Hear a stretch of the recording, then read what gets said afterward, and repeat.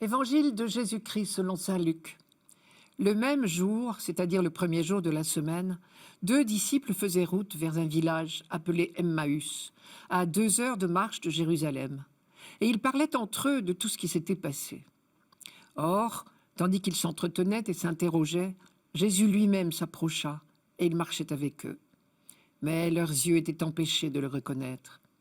Jésus leur dit : « De quoi discutez-vous en marchant ?» Alors, ils s'arrêtèrent, tout tristes.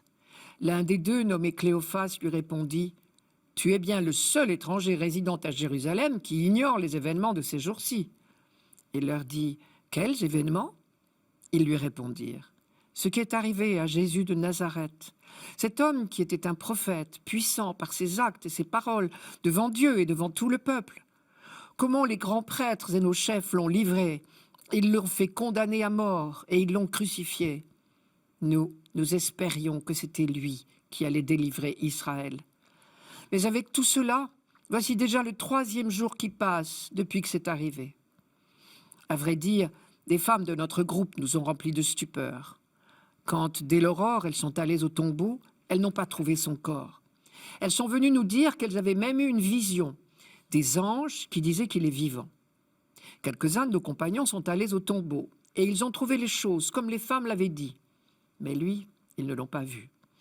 Il leur dit alors : « Esprit sans intelligence, comme votre cœur est lent à croire tout ce que les prophètes ont dit, ne fallait-il pas que le Christ souffrit cela pour entrer dans sa gloire ?» Et, partant de Moïse et de tous les prophètes, il leur interpréta dans toute l'Écriture ce qui le concernait. Quand ils approchèrent du village où ils se rendaient, Jésus fit semblant d'aller plus loin. Mais ils s'efforcèrent de le retenir. « Reste avec nous, car le soir approche et déjà le jour baisse. » Il entra donc pour rester avec eux. Quand il fut à table avec eux, ayant pris le pain, il prononça la bénédiction et, l'ayant rompu, il le leur donna. Alors leurs yeux s'ouvrirent et ils le reconnurent, mais il disparut à leur regard. Ils se dirent l'un à l'autre : « Notre cœur n'était-il pas brûlant en nous, tandis qu'il nous parlait sur la route et nous ouvrait les Écritures ?» À l'instant même, ils se levèrent et retournèrent à Jérusalem.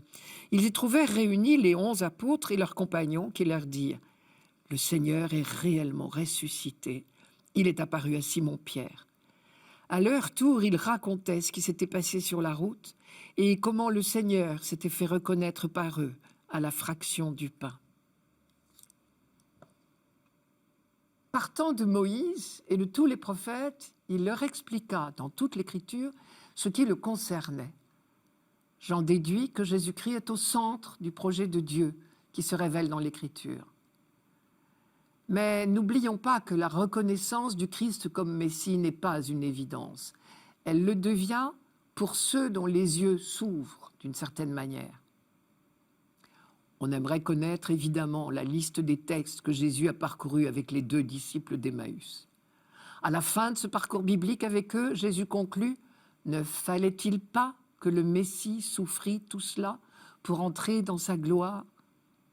Je m'arrête sur cette formule qui représente une vraie difficulté pour nous, car elle se prête à 2 lectures possibles, il me semble. Première lecture possible : il fallait que le Christ souffrit pour mériter d'entrer dans sa gloire, comme s'il y avait là une exigence de la part du Père.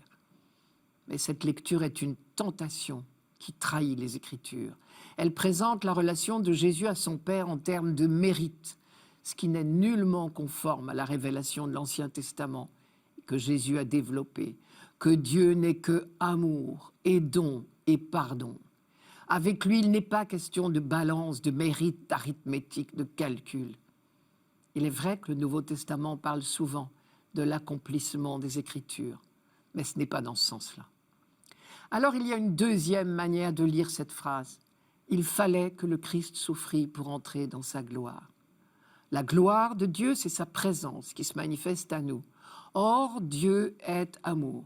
On pourrait donc transformer la phrase en « Il fallait que le Christ souffrit pour que l'amour de Dieu soit manifesté, révélé. » Or, je crois que Jésus a donné lui-même d'avance l'explication de sa mort, lorsqu'il a dit à ses disciples « Il n'y a pas de plus grand amour que de donner sa vie pour ceux qu'on aime. » C'est-à-dire, il fallait que l'amour aille jusque-là, jusqu'à affronter la haine, l'abandon, la mort, pour que vous découvriez que l'amour de Dieu est le plus grand amour.